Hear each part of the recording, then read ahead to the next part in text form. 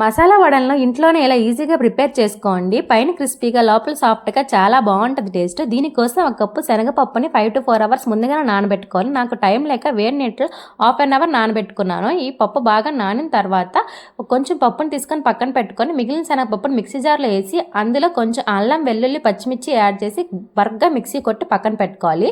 ఇప్పుడు మిక్సీ కొట్టిన దాన్ని ఒక బౌల్లో యాడ్ చేసుకుని అందులోనే ముందుగా పక్కన పెట్టుకున్న శనగపప్పును కూడా యాడ్ చేసి ఇందులోనే చిన్నగా కట్ చేసుకున్న ఆనియన్స్, కరివేపాకు, కొత్తిమీర యాడ్ చేసుకొని ఒక టేబుల్ స్పూన్ బియ్యం పిండి, ఒక టేబుల్ స్పూన్ శనగపిండి యాడ్ చేసి అందులోనే గరం మసాలా, ధనియాల పొడి, జీలకర్ర అన్ని కలిపి బాగా కలుపుకోవాలి.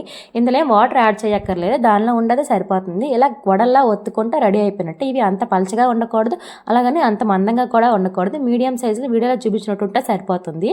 చేతికి లైట్గా వాటర్ అప్లై చేసుకొని వడలు ఒత్తుకుంటే పర్ఫెక్ట్గా వచ్చేస్తాయి. ఈ వడలన్నింటినీ వేడి ఆయిల్లో మీడియం ఫ్లేమ్లో పెట్టి ఫ్రై చేసుకుంటే మసాలా వడ రెడీ అయిపోతుంది. Thank you for watching. Please subscribe.